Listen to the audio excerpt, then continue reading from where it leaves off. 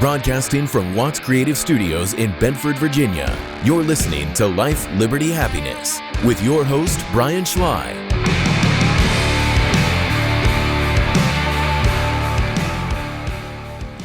All right.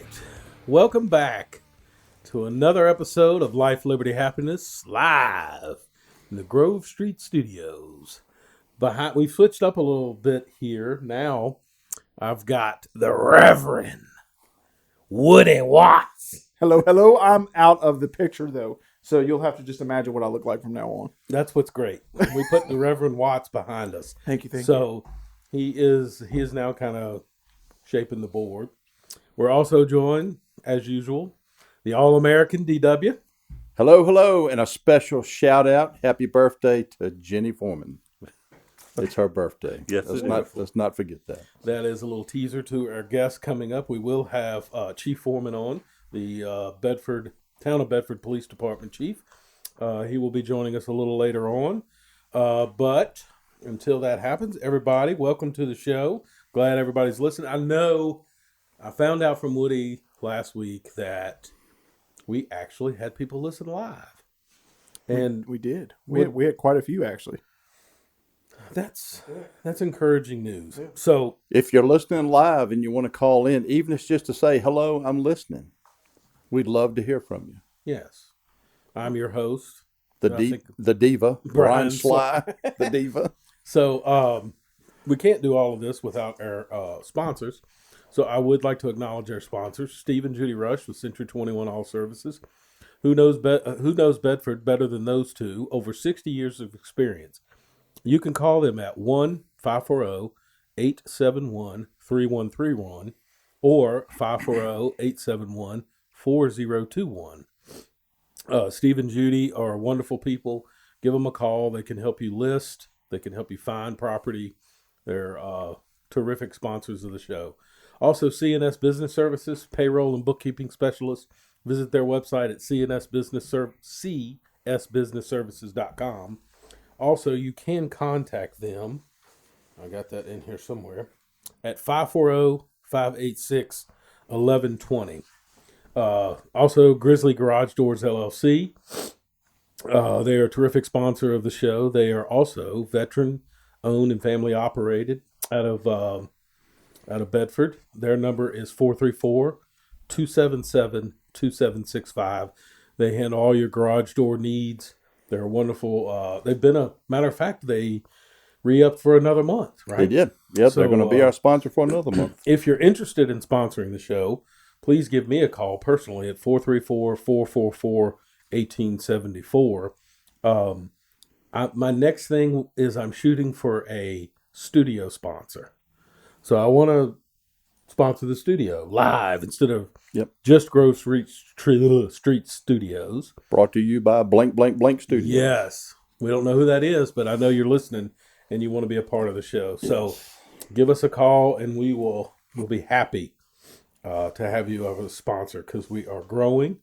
More and more people talk about the show and we have interesting guests on, like coming up, Chief Foreman. Also, this is still going on. The first person to call our show live. So let me say that again.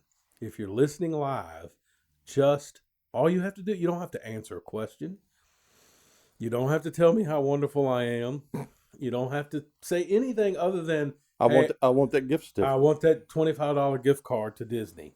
So what's the number they can call, Woody? The number is 540-712-6221. And I am sitting right here to answer those calls. We've got people manning the lines. Manning the lines. We have a whole team of people. It looks like a telethon in here. Oh, remember the old days? Yeah.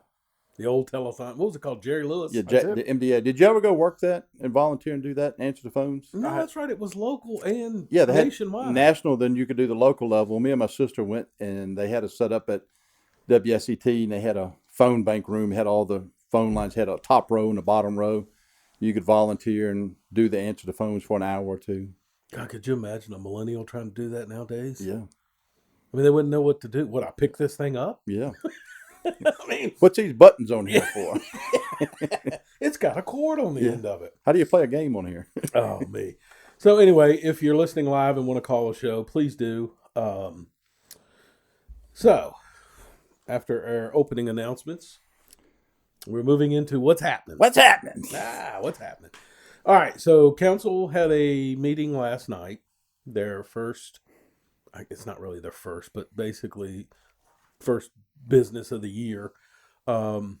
There were supposed to be some items on there that didn't get on there for myriad of reasons. The development out on Grove Street, but that should be on the Berkshire? Excuse me, Berks Hill. Yeah. That should be on the next council meeting, which will be when? 26? The 26th. So the 26th. So again, if you're in favor of that development, show up, speak in favor of it. If you're against that development, show up, speak in favor of it. But do this. Make sure, yes, or speak against it. You said in favor of it either way. Listen, I really don't. I don't have any. What you got in that cup over there? You don't know. So I get people tell me this, you don't want this stuff in your backyard. First of all, let me just tell you what's in my backyard. I have the Avenel, which is a venue that people have weddings at and things like that. I knew that when I moved in. There's also apartments on the other side of me. So, people try to say, well, you don't know. I don't. I understand that neighborhood. If you don't want it there, you need to show up and say, I don't want it here. Otherwise, it's going to get passed probably. And you need, don't wait till after the fact. So. Hey, our host Brian, we have a caller. Oh, whoa! Are you ready? Let's drop him in. Are you ready for this? Yes. Here we go. Hello, you're on the air. Wait a minute, Reverend Technical. Hey, this is Ashley. How are you? Oh my gosh!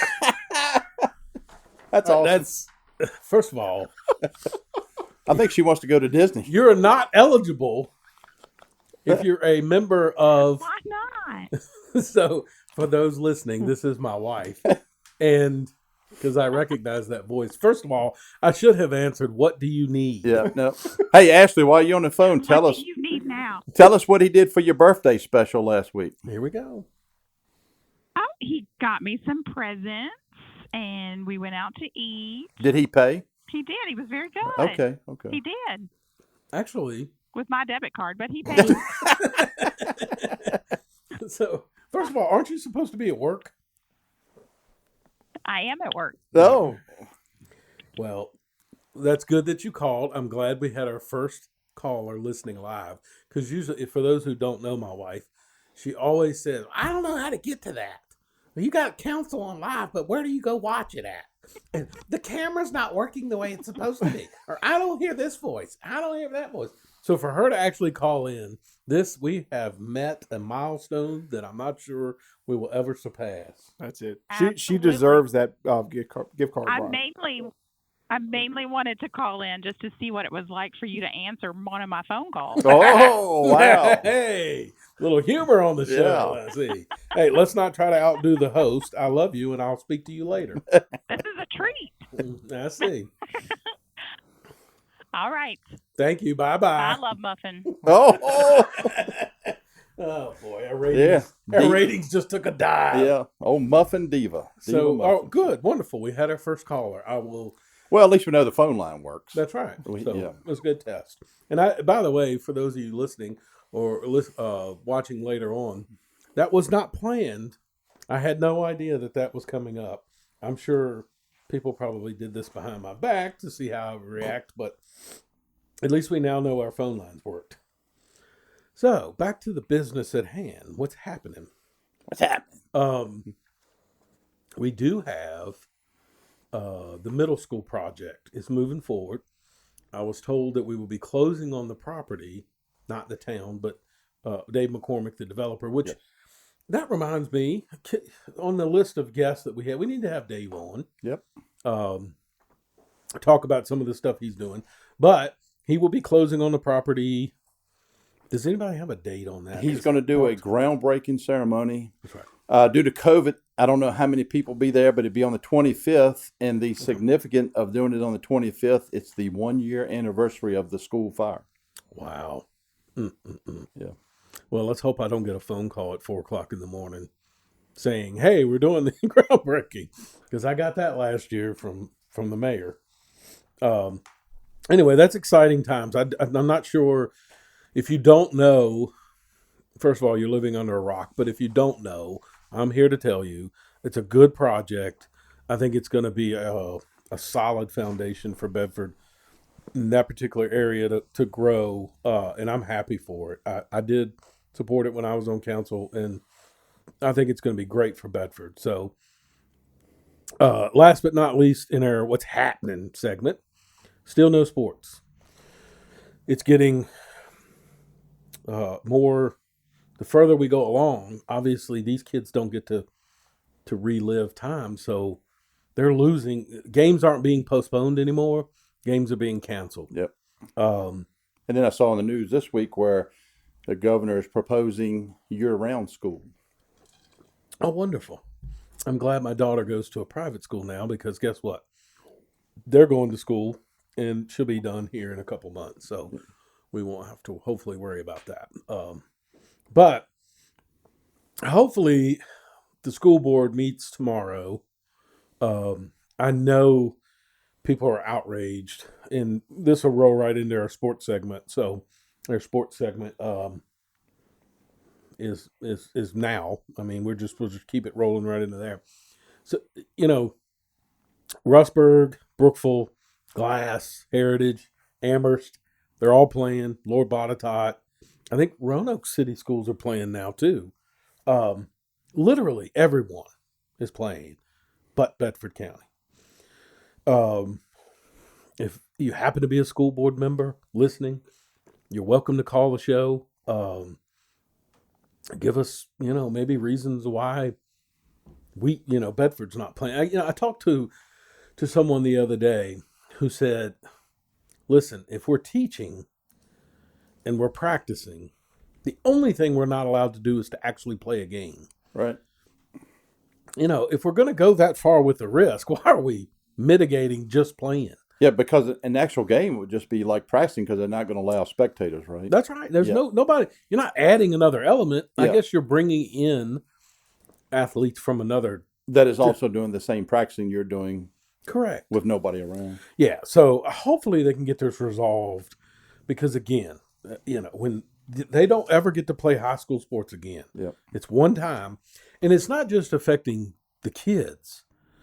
Like, there's a group of referees here that, the money that they get from refereeing high school sports is a large part of their annual salary. It's not everything, but it does account for money. And so they're not doing anything either.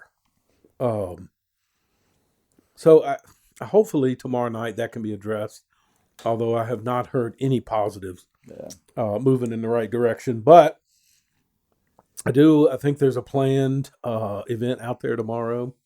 I'd like to support those people. I think, obviously, with everything going on, please make it peaceful. Your voices can be heard in a peaceful way. We don't need anybody going crazy or anything. So, that's tomorrow night. Hopefully that can get resolved. Also, so like the Minutemen Club is a nonprofit organization. I'm going to plug the Minutemen Club here. They're a nonprofit organization that I started about 5 years ago. We help financial stuff out at Liberty High School and projects. We help build stuff on school property. We've renovated the field house for football. Did some upgrades with the entrances and stuff there. A bunch of other projects too, but those are the big ones offhand. But also batting cages for baseball. So right now they don't have any batting cages. So Lloyd's Concrete Services donated the concrete and built a pad. And then Somebody dug the holes. Right? Seth McGuire with McGuire Construction went out there, dug the holes, poured the concrete in the holes. So now we're looking for a company or a group of people that can go out there and set the 6x6 or 8x8 post. And then there's the rack. All the lumber's out there. We just need somebody to set the post and set the rack. Once that's done, they can put the nets up. And their second phase is to order roofing and go ahead and enclose it. All that stuff's been approved by the county. We just need help. So if you're interested in helping, you can contact the show or you can contact me at 434-444-1874. I'll get you in touch with the right people. But they desperately need your help to get that done. And now's the time to get it done. Like I said, the lumber's already out there. We just need to get it done. Other thing in sports, Alabama won the national championship. Yep. If you watch sports, Nick Saban, this was his 7th, the head coach. This was his 7th title. He's been getting some good comparisons in the media this week due to their championship. I've heard some people say that's probably one of the best teams that they've seen in a long time. It's hard to gauge because of the season, the way it was, right? Right. Now, Alabama did play 13 games. Don't get me started on Ohio State only playing 7. But that's just the way it was. So, one thing I will say about Nick Saban and the reason I think Alabama was so well prepared this year, it's who he is as a coach. He prepares probably better than anybody. It's his preparation. They do the work before the game. Like I always used to, when I was coaching, I always used to say, if you do the work Monday through Thursday, the game is a game. It's supposed to be fun. The work's supposed to happen during the week. It's not supposed to be the other way around. Like people used to say, "But how come you're not hollering, screaming, and yelling at the players?" That's during the week, man. Yep. Game time. If you ain't got it, I ain't fixing it. So I think that's why Nick Saban is so. His team is so prepared. Yep. So good job. Congratulations to him. Yeah. No. Great. Whether you like them or not. Because I'm not an Alabama fan, but when you recognize greatness, sometimes you just have to say, man, he prepares better than anybody. Yeah. And his coaching staff is a revolving door. There's new coaches every year. Yeah. So it's him. Yeah, because he also mentors a lot of people that go on to be great coaches somewhere Very else. much so. Yeah. Yeah. So anyway, there's that. And I do have what I'm going to try to do is update each week local high school scores on sports, and I have that now. I didn't have a chance to print it, so I do have it right here. Let me pull it up. This is called Behind the Scenes. So Amherst played LCA last week, and Amherst won 53-47. It was at Amherst.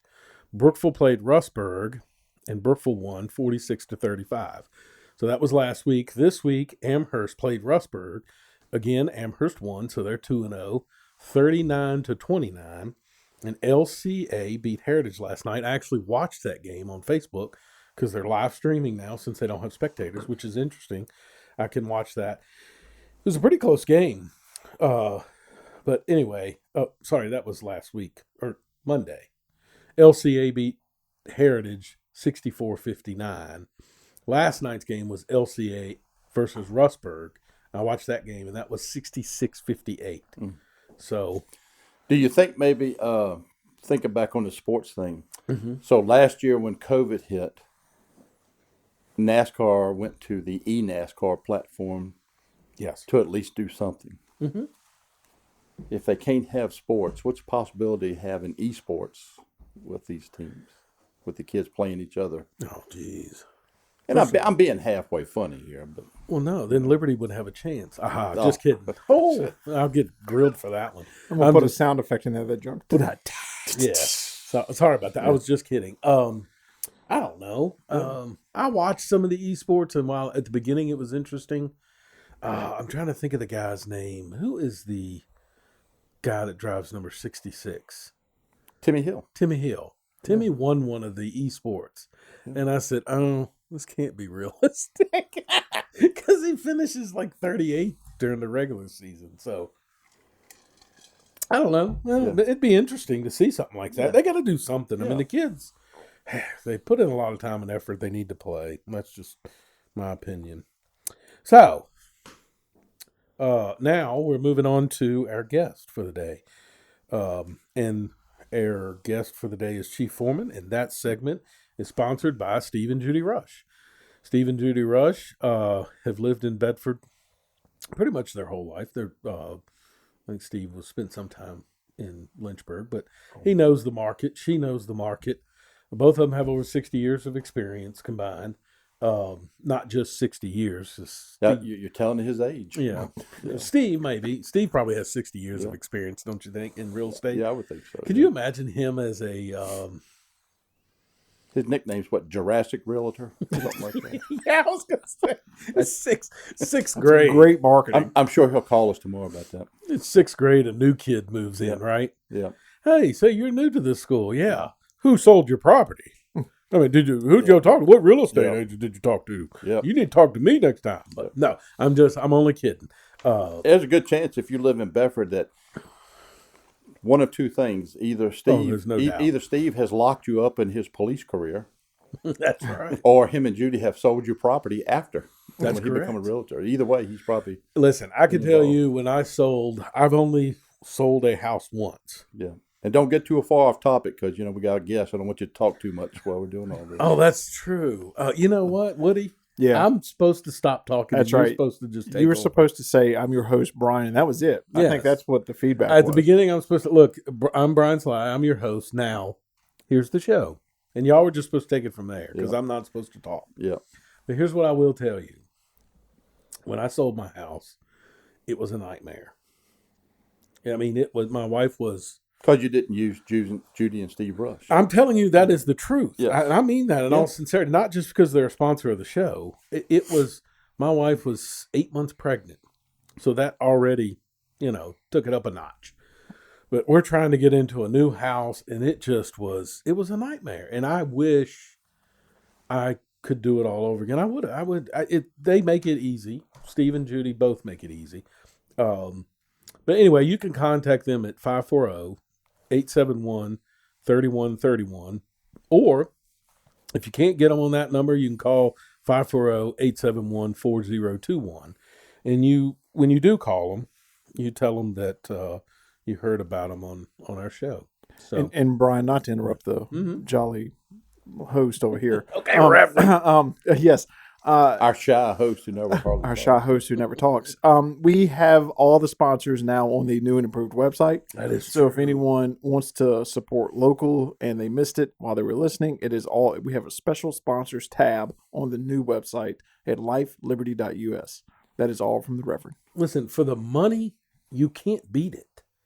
I mean, you get us, sponsor. You get mentioned at the beginning. That's right. You sponsor a segment. We talk about it. Yeah. But you also get on our website, which I'm telling you, the show's growing. You can't.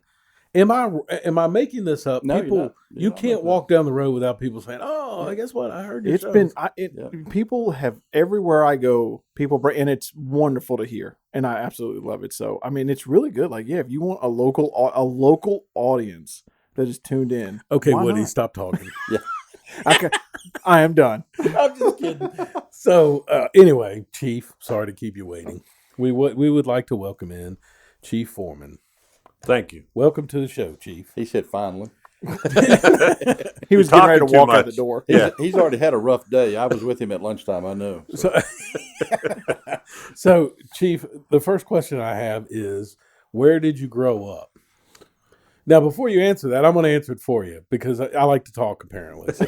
But no, seriously, where did you grow up? Bedford's not your original home, but where were you born and raised? I was born and raised in Altoona, Pennsylvania. Oh, wow. So I'm a Yankee. So now we have two. Well, here I go talking again. So we have, John was from Wagner. Where was he from? He's from over towards Philadelphia, I he think. was, Okay, he was close to Pennsylvania. Jersey, Pennsylvania. Okay, Yeah. so we're a pipeline, apparently. Yes. Okay. Well, I've been down here since 1990. Well, moved to Virginia in 1988. So Okay. All right. So how'd you get to Virginia? I came down and went to LU. Oh, okay. And while I was at LU, I met my wife, and Mhm. she's from Lynchburg, and she won't move away. Which, hey, Yeah. by the way, happy birthday to her today. Yeah. So, okay. And he met her, I'll throw this in here, Did You Know segment. Not a lot of There people you go. remember this. Both of them was working at a store that not many people remember, but it was a unique, different store. Best Products.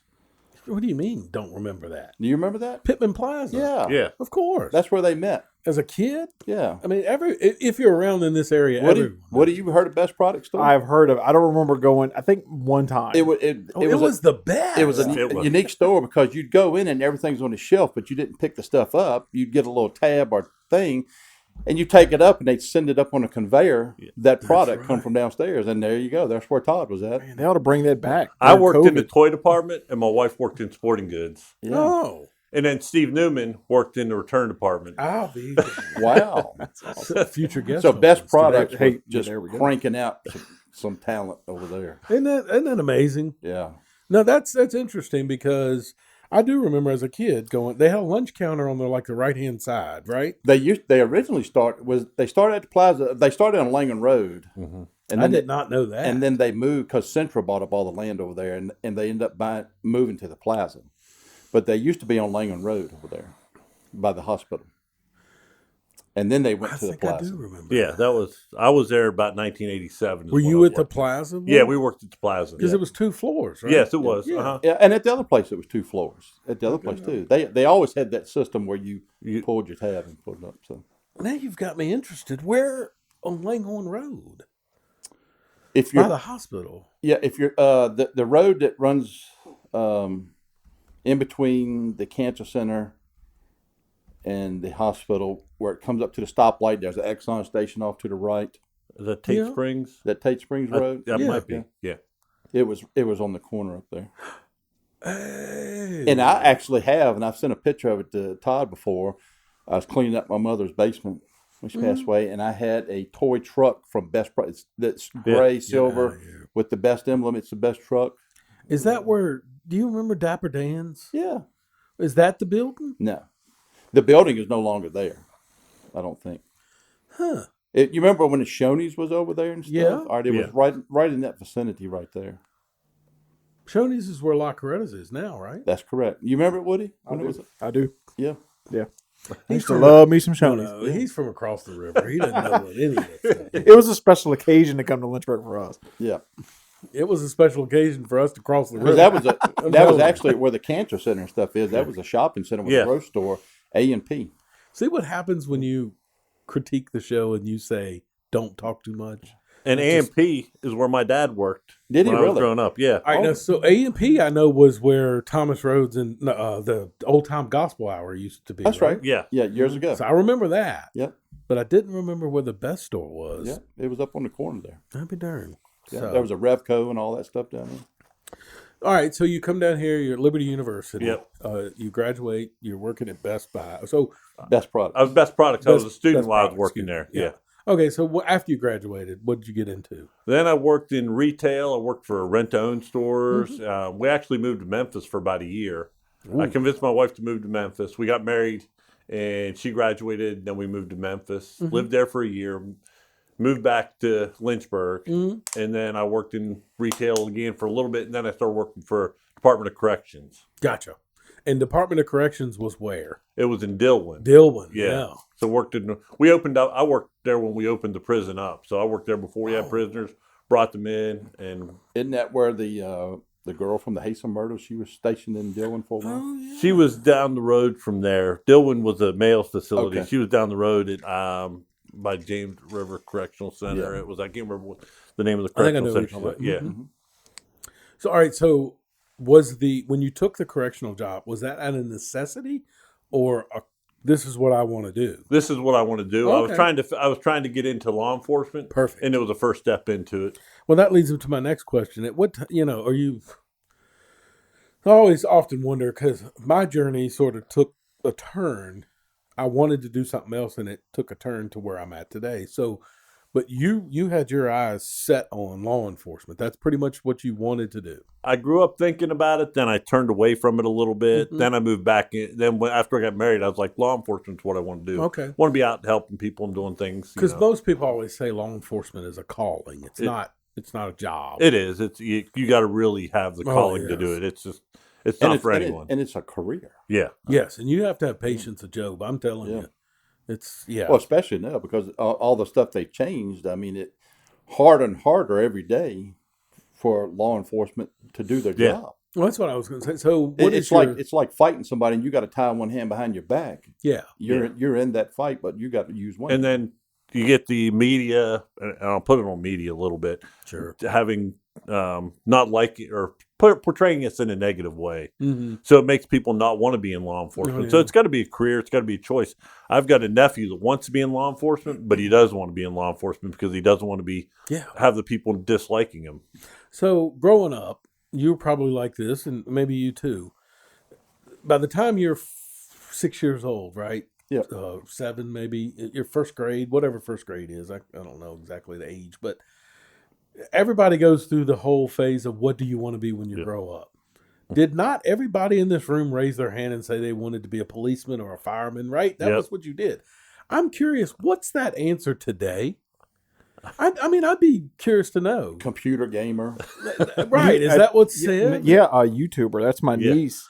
She is in middle school, early middle school. That's what they had a career thing. And the majority of the people they wanted to be YouTubers. So the question I have, when we grew up, what made us want to be in, a policeman or a fireman or what? Why did we? I can speak for myself. When I was growing up, that a lot of my friends in my neighborhood, their dads were police officers. My first girlfriend in high school, her dad was deputy chief in Lynchburg. But I'm sure, like a buddy of mine who's a police officer, we talk about these things, and he said, "That's the guy who was at his house that time." Yeah. I'm not gonna tell the situation. Let's just stop. Okay, just don't go any further. Just acknowledge you know what I'm talking about. Listen, I have never been in trouble with the law, so that's not what he means. No. But what I was going to say is, what did your parents always tell you? If you get in trouble, I'm going to. Oh yeah. I want to bring the policeman over here and straighten you out. Yeah. Right. So you would think we looked at police in a negative way, but we didn't. I think it was a respect thing. Yeah. Oh yeah. And that, I think, is what's changed over the years. We're no longer teaching kids to respect the police. We're teaching them. And I know that I personally, because my son is a police officer too. Todd has been a great mentor to him. I take it personal when I see people, when they have these slogans online about the police, F the police and all this stuff. Yeah. I take that personally because not only do I have family members that are friends, not only with Todd, but I have a whole bunch of other good friends that I grew up with that are police officers. And I'm telling you, man, I'm around these people and they're my family. They're regular people too that have a family they support and they come home to. They just go to a different place to make their job. They're not going to work to make trouble. And then so when these people sit at home and, have no respect and say all these slogans and stuff, it's a terrible place that our society and social media has got us today. But I think if they did more stories because I know this for a fact, I've had people that have been in trouble with the law that have said, if this person didn't arrest me, my life would have. Right. I probably wouldn't be alive. This person saved my life because they arrested me. Yes. I've had people come up to me and tell me, thank you for arresting me at the time or dealing with me the way you did because you saved me and turned the direction I was going in. And those are the stories I think that the media should be portraying. Is at the end of the day, you're paid to protect and serve, right? Is that not? So, I mean, and I think 99.9%, that's exactly what happens on a daily basis. That's right. And something that I've talked with my son about, and I've seen it with my friends, and I'm sure Todd tell me the same thing. Todd's got, close to 30 years in law enforcement. He's reaching up in the 20s there. Taking your job, what do you think about this in your position, your job, my job? And I would dare to say that what I'm getting ready to say, if you took the situation from all three of our careers and put what I'm about to say combined between the three of us would not equal the number once for Todd. And what I'm going to say is, Todd, how many times over your career you've dealt with a situation where you go home and you're upset and cry because of a situation you've seen, or not cry, but emotionally, that it bothered you? How many times have you went home and had that not slept and that affected you and stuff? That situation compared to us, what we deal with. Oh yeah. All three of ours combined probably won't equal what just his is. Yeah. In a week. Yeah. Dreams, Right. all the things. You just see bad things, and it's a lot of stuff you see. And it's you're working a shift or a beat. Mm-hmm. You can't just get out of your car when you pull up in your driveway to go home and cut that off. No. What you've seen. Right. I mean, you just can't do that. Yeah. When you say, leave it at work and stuff. I mean, You can't. Yeah. The stuff you deal with, you can't cut those emotions on and off. No, that's why police have such a high divorce rate. We've got a huge suicide rate. Stress, heart attacks, health problems. Health problems, yeah. Police officers don't live long after they retire. And that's probably why, and I think I would be correct by saying this, when y'all screen people for hiring, is why they have to have a psych evaluation to see if you can handle that kind of stuff because of what you're going to see. You probably never thought some of the stuff you've seen you would actually see. Oh, yeah. In the town that we've got, you'd be surprised at things that we've seen and happened. Oh, I can't imagine. And you imagine living somewhere like New York or California. It's just heightened even more. And I think the biggest thing that I don't think the public knows is when your officers go through the hiring phase, they go through training, right? Right. Everybody goes through training. You go through an academy. You have to pass all those courses. But then all of a sudden you're on the police department. You typically put them with someone for how long? They ride with them for 12 weeks and up to 12 weeks or more in our department. Okay, 12 weeks or longer. Yeah. But here's what, after that, bye-bye. You're on your own. Yeah. Right? So put yourself in a factory, okay? And day one, they do your training or whatever, and they keep going through this, and you've got training for a month, and then all of a sudden they go, hey, you're on your own. We'll talk to you later on. You'd be like, huh? Excuse me? Oh, what happens if this goes wrong? What happens if this goes wrong? Okay, figure it out. When I came through, we went through less training through the academy. Yeah. I came out of the academy and I had a sergeant and I had a field training officer. It was a very small shift, and I had my field training officer had an issue, and he had a loft in his house. Mm-hmm. I came it was in November. I came to work that night, and it was a night shift. We worked 8-hour shifts, came in at midnight. I came in, and the sergeant looked at me and said, congratulations, you're on your own tonight. Mm. So, and I'd been in field training for 3 weeks. That's what I mean. And it was just two of us working. And then what I would dare to say that then it becomes, after you finish your field training, you've been through the academy, your field training, but really it's continuous on-the-job training. Oh, absolutely. Forever. Yeah. Never stops. Forever. We've got good sergeants in our department, so when we release them from field training, the sergeants are still watching them and following them and helping them do what they need to do. But it still can be, back when I started, it was just crazy because there were times where the sergeant was doing something, I was doing something, and we were trying to call the sheriff's department in to help us get whatever under control. Wow. Well, you're listening to Chief Foreman. Chief Foreman is the police chief for the town of Bedford. Woody? Yes. Give people the number if somebody would like to call in and ask Chief a question. It is 540-712-6221. Now, listen, when you're laying in bed tonight watching the show, do not try to call in. It's only for a live audience that's listening. You're going to get a busy signal. Because after hours, that goes to Steve Rush Realtor. No, but you are listening to Chief Foreman on Life, Liberty, Happiness. If you're listening live, which you're listening live on what, Woody? You can listen live on the website, lifeliberty.us, right there at the top.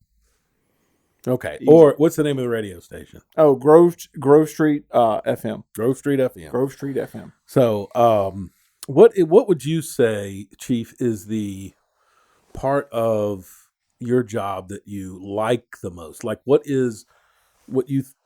My favorite thing is spending time with kids and mentoring kids and helping kids to watch them in the future. Some of the best things I've had happen is when I've seen people as they've been grown adults, and they come up to me later and say, "Hey, you were my favorite police officer. You always got out of the car and talked to me, That's good. spend time with me." That's my favorite thing, is where I can see where I've made a difference in someone's life. So what's your least favorite? Least favorite is probably going to death scenes that have been, somebody's been there a long time.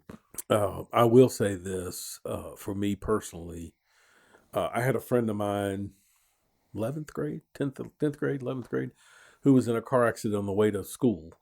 He ended up paralyzed, but the knock on the door, having an 18-year-old at LSU and a daughter, it's something I've always wondered, do other parents do that?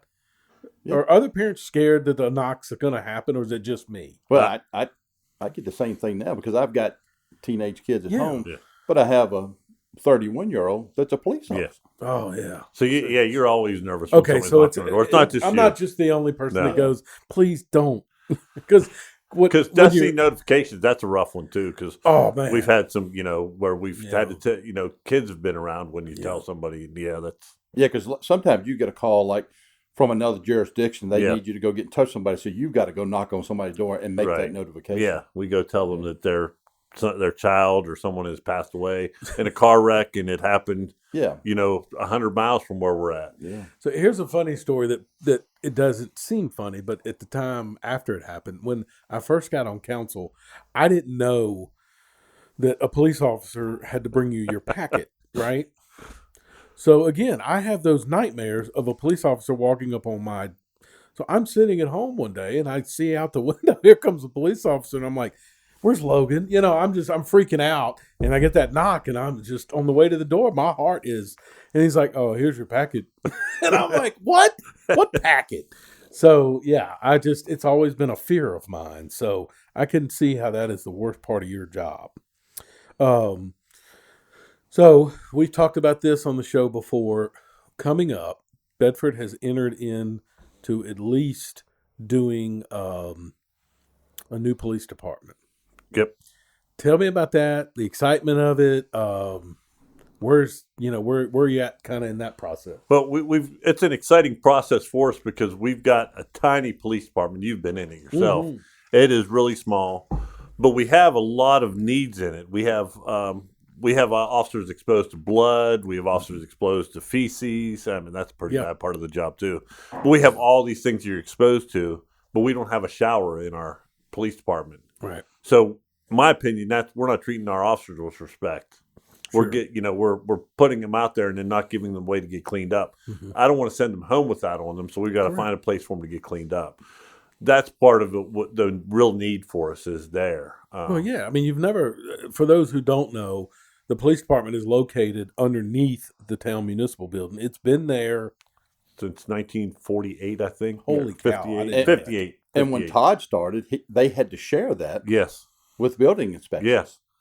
Wow. So it's cramped now, but can you, and I was here when that happened too, but you can imagine that he's cramped now with that space, but at the time when he started, half that bottom floor was building inspectors. So it's long overdue. Oh, yeah. And we've got evidence that we got to find a place to store. Yep. We got to store properly with our accreditation. We've got to handle evidence in the right way. Yeah. So all those things. You just brought up something. Yeah.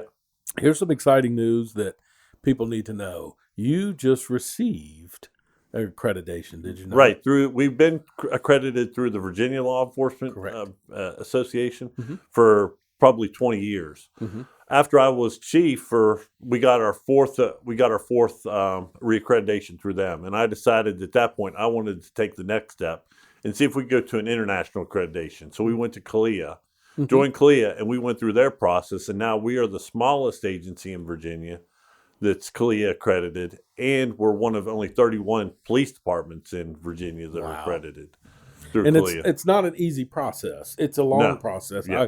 I sort of went in a couple with you, and it's a well-deserved. It was a difficult 3-year process, really. Rewriting policies, making sure we're doing the things we were supposed to do, and then proving we're doing what we're supposed to do. It's just not a matter of having the policy. We have to show that we're following our policy say. Yeah.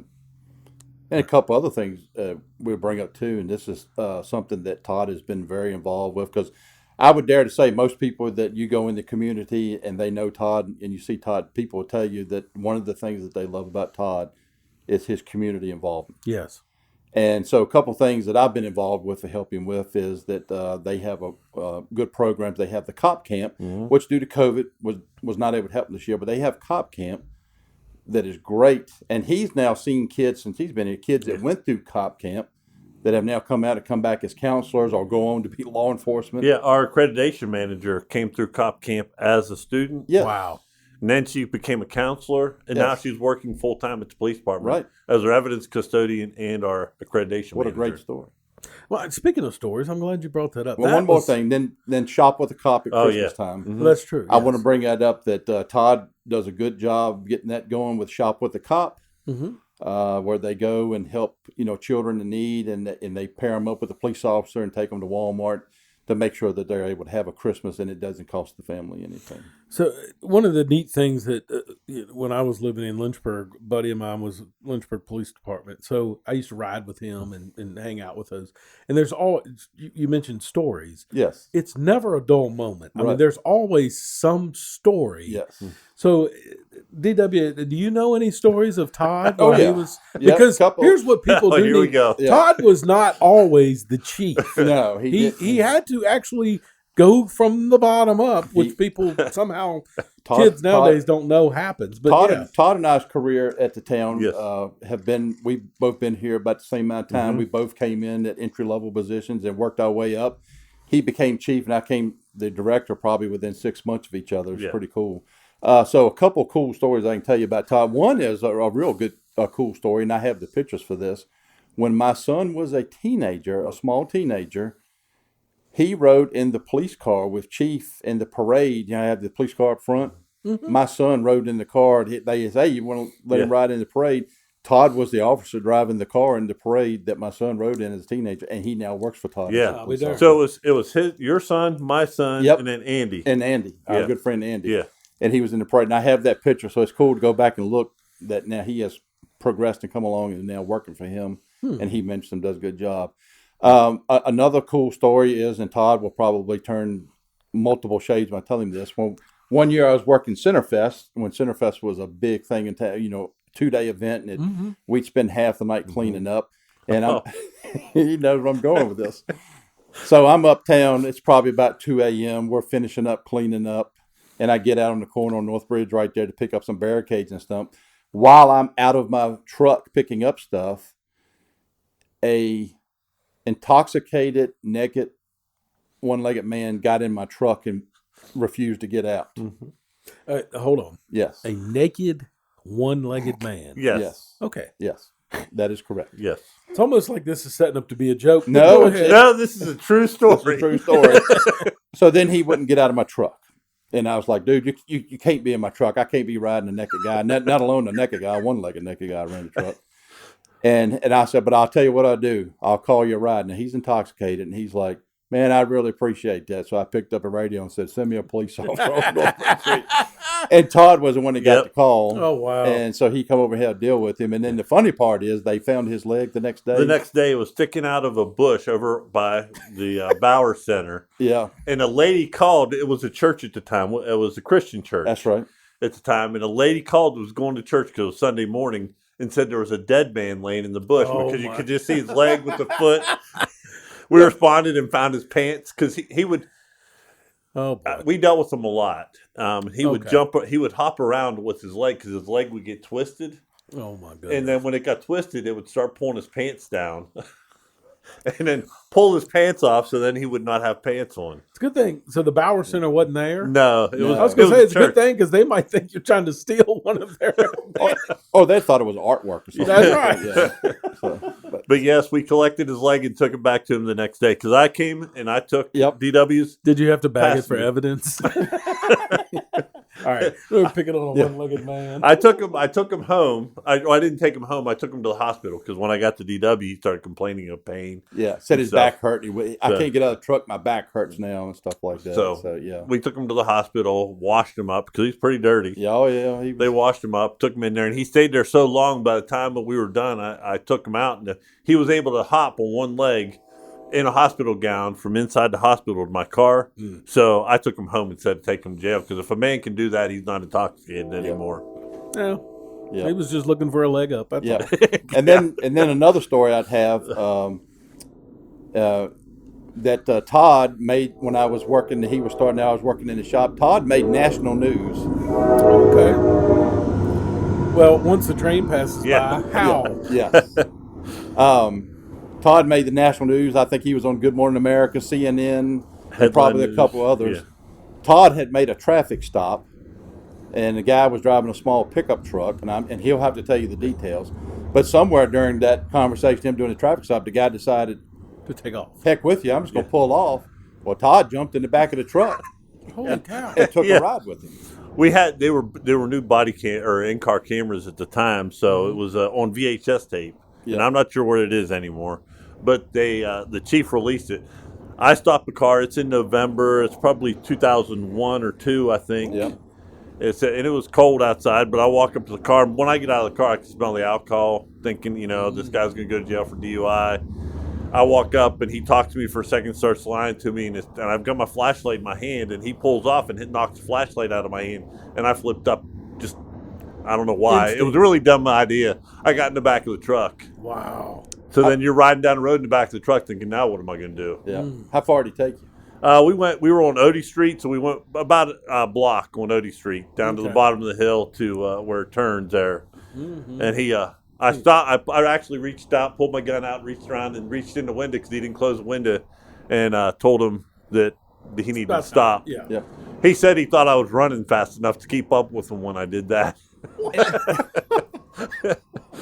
Like a cartoon character. But the whole thing was caught on video. You see my flashlight. It was on the Maury Povich show. I actually wrote them a letter because they had the story wrong. Yeah. Wow. And if that guy's listening, call in. If your story is different from that, Yeah. if that's not how you remember it, call in and let us know. I doubt he remembers anything. We had some conversations afterwards while we went to court. He did get convicted of driving under the influence and felony elude. Okay. So, all right. Last but not least, this is the way we always end our segment with our guest. If you could choose a person to hang out with, who is the person, and where would you go? Where would I go and who would I hang out with? And it could be I don't want to get myself in trouble. Yeah. My wife might listen to this. No, everybody says it. She might listen. I hope she listens to it. Yeah. So, anybody in the world you can pick and choose to hang out with. Anybody in the world, alive or dead? They have to be alive. Matter. Doesn't matter. No. It could be from history, from anywhere. Yeah. From history? Yeah, anywhere. An interesting person that I would want to hang out with was I actually had a great-great-grandfather that was he was part of the Home Guard, which was the state police in Pennsylvania. Okay. So actually he was paying to be a police officer. Wow. Back in, I think it was, I can't remember the dates now. I've got his stuff hanging in my office where he actually signed it. So it'd be interesting to spend some time with him in that time period where you're riding horses and dealing with crime and that, the old West kind of thing, Yeah.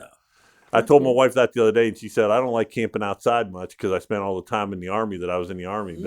But that'd be different. You're living life like that as compared to I've always going thought out. it'd be neat to live in the old West. Yeah. The Wild West. That would be cool. Yeah. Well, Chief, I appreciate you coming on. Enjoyed the time here, and we'll have you on in the future as well. But we do appreciate all the work you do for the town of thank you. Bedford. You do a wonderful job. Great police department. I'm sure DW's got some more stories too. Oh yeah, we'll talk more about those stories. But we do appreciate you coming on. Our next segment is Nobody Knows. That segment is sponsored by CS Business Services. So, if you don't know, CS Business Services is located at 1029 G, and that's right in front of the Y. Woody, it's tax season. If you're doing your personal taxes and you think it's tough, imagine trying to do your business taxes. It adds a whole new element of frustration. There's a lot of programs out there that can help you. TurboTax, some of those other things. By the way, if you're listening, TurboTax, we'll take you as a sponsor. But you try to do that stuff online, it gets complicated. It's like a maze trying to get through all those questions. And anyway, it's a cheap way of doing it. You're trying to navigate all that stuff. It just makes the process hard. call Charlene, call Susan, the CS Business Services. They can handle all your business taxes. IRS. The IRS stands for Inspiring Real Socialism. That's what I came up with. Yeah. So we don't like to mess with those people. They can be a pain. So trust professionals only when you're doing your taxes, your business taxes. Charlene can handle it. Trust me, she does a good job, her and Susan. They'll do all your bookkeeping, payroll, taxes, everything. Stop by, see them, call them, go visit their website. The website is csbusinessservice.com or call 1-540-586-1120. DW. And I went to high school with Susan. Did you really? Yep. Hey, I'm telling you, they're wonderful people. You should try them out. Good people. Known her for a long time. Well, a couple tie into the, since we got the police chief here, and he helped me out with some of this information today, so we're going to, did you know there have been 12 chiefs of police in Bedford since 1924? No, I didn't. Before that, they just had town sergeants. They didn't have a chief. The first chief was appointed October 1924 and fired for unbecoming conduct in October 1924. He didn't last 30 days. So who does the hiring and the firing? That would be town manager, or at that time city manager, I guess. Yeah, I guess that back then it would be. I guess back then it was still town. Yeah. It didn't become a city again until 60 something. Okay. Yep. So the longest serving chief of police was Tommy Harrison, 20 years. Oh, wow. And I actually went to school with Tommy's daughter-in-law. And he was the last internal chief that was promoted from within until Todd. Todd was the next one. So Jack Johnson was the first mentioned black officer in 1950, and he was recognized for some good actions that he had done on the force. During Prohibition, one officer was fired for being drunk on duty. Wow. Yeah.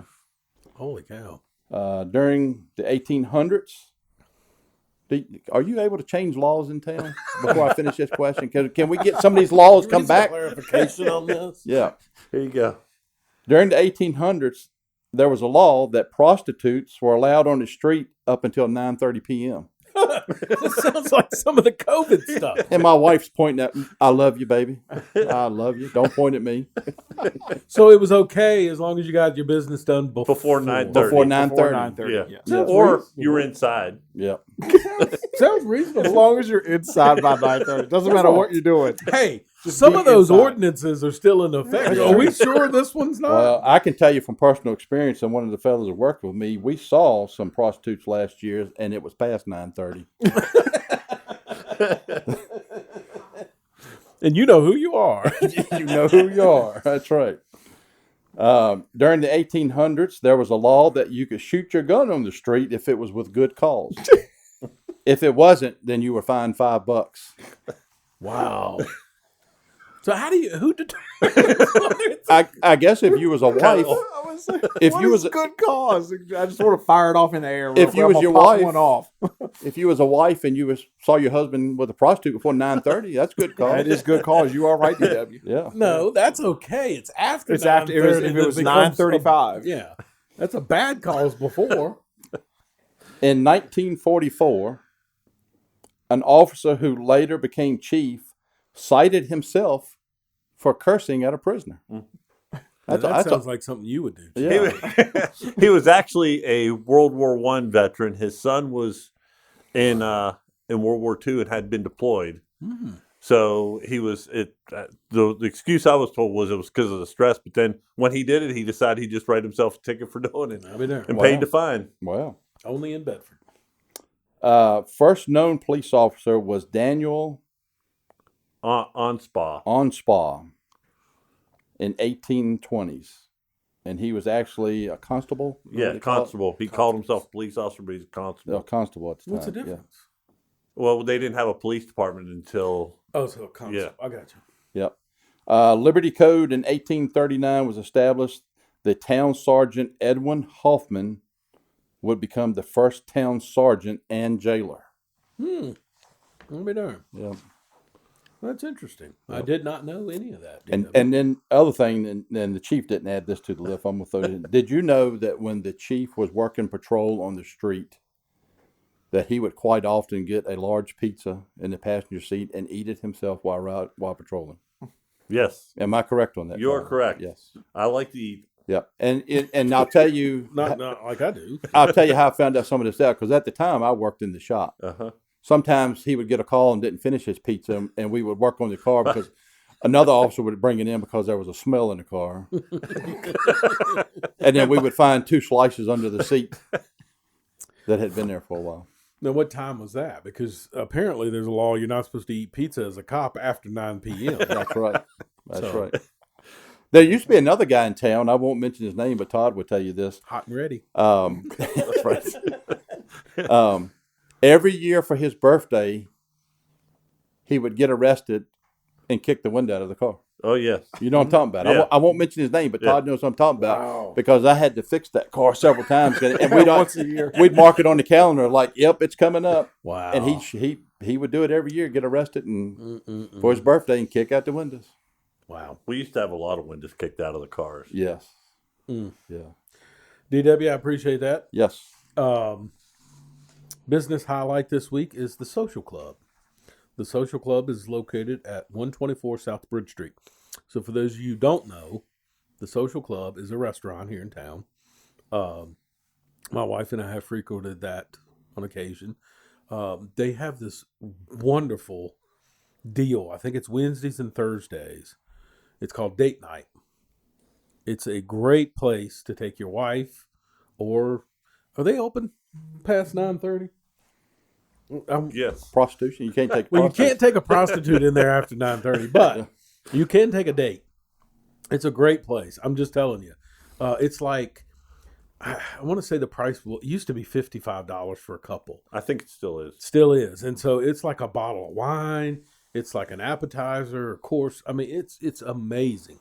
They're great people. It's a great restaurant. So that is our business highlight for this week. Now on to our last segment, which is sponsored by Grizzly Garage Doors. So this is our trivia segment, but there's no question who to call with all your garage door needs. Grizzly Garage Door is the place to go. Call them at 434-277-2765 or visit their website, grizzlygaragedoorllc.com. You know, DW, we love our veterans. We do. We love them. Well, Grizzly is veteran-owned and operated by a family. Yes. Jed and Chelsea Yes. and his wife do a fabulous job. So call them for all your new door, existing door repair, replacements. They even have an emergency service capability as well. They are wonderful people. They sponsor our trivia. And our trivia, when you answer it correctly, you get a $25 $25 gift certificate to The station restaurant. the station restaurant. So that brings me to our winner of last week. This was a tough one. Woody, do you have the name of that winner? What now? Wait, that was a what? multi-layered trivia question, right? Yeah, I think there was some confusion because Yeah. apparently before it was called the station. So you wasn't clear, is what you're saying. Apparently not, but the Liberty Station restaurant is owned and operated by Harry. How do you say his last name? Is it Lease? Lease. Lease. Yes. Leaf. They're wonderful people. Julie, Heather, they're great, wonderful people. I wanted to know when they opened it, which that's the year, which was 2001. So do you have who was the first person that answered that? Yes. If the answer we're going with is 2001, That is the answer we're going with. more, My show. you're the host. Maureen Russell.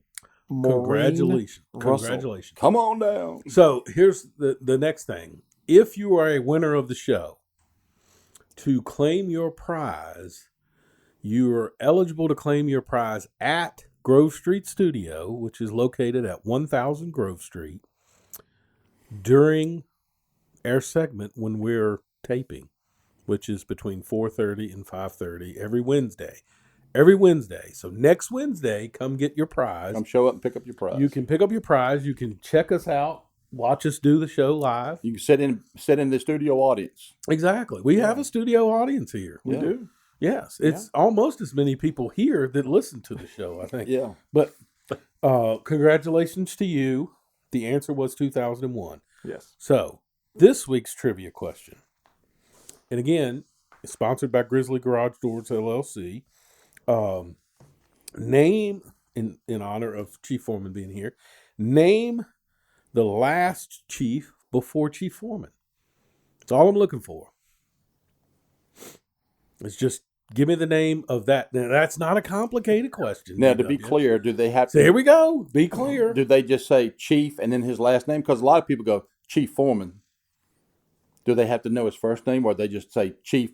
Listen, this is as clear as day. I mean, I'm looking for the last. I mean, Chief. Are you looking for the first name and the last name, or just- It could be first and last name, but just Chief, whatever. That's it. Chief last name. How about that? Okay. Because you might get somebody go, yeah, Chief Todd. You know, something like that. we got to get So if you're you've got just and Chief last name. How about that? And to help you out, Mr. Host, if we'll post the question on Facebook, and if a couple people answer the same answer, and we can't decide what time, like You have people to take each other out for dinner with the same. you got to go together. We'll put your names like in a bucket basically, and draw one. No. If I can't tell what time it is, It doesn't matter. I host the show. I will pick a winner. Okay? Because listen, you don't understand. Every week, remember how I asked for feedback? We get feedback. And so I get complaints about the show every week, and I like complaints. But you know what? I mean, I'm going to choose who wins here. And I know we got one live listener right now because I just got a text from my buddy that just texted me and said we are hilarious. First of all, you've named 2 buddies on the show. So you don't have but so many buddies. I'll call him out, Kendall. First of all, I love Kendall. He's a great guy. Kendall's a great guy. Kendall's a great guy. That's a lead into our segment for next Yes. week. We can tell you who our guest is going to be for next week. It is, spit it out. Do my promo there, DW. Stacy Kraft with the Carter Craft Foundation. She'll be here to talk about the Carter Craft Foundation and I'm all the excited. wonderful good things that they do. Absolutely. They're good people. I have known them. Kendall and I have been friends since we were kids. I'm not telling his age, but we're the same age. Kendall, you're a great person. You know why? Not only because you're a wonderful husband, which I know your wife loves you dearly, but to be friends with DW for this many years, you are a wonderful, wonderful person. I think so too. Hey, a great Yes. show again today. My goal this week, my wife makes fun of me because I say gold. Yeah. She says it sounds like gold. I do have something we can do in the future. I thought about it today. What? If we ever get a slow week and we don't have something lined up, or we have no to do such something. thing. This is Okay. an action-packed Well, I show. know it's funny how when you first started this, you contact people and they're not interested. Now you're getting swamped with people begging to be on here. I get at least 3 requests a week of people who want to be on the show. That's good. Well, I think one of these shows, because we've had this come up a couple times, that we have Erica McFadden, who claims, and I think she's good at 80s music, and we got your buddy Bert. Bart. Bert's good. Bert Werner. Bert. From I have- Richlands. Yeah. Bart, let's So Bart. I have another person, a secret weapon. I'm not going to call out their name. That is an 80s music expert. So I think what we should do, We're because going to have a...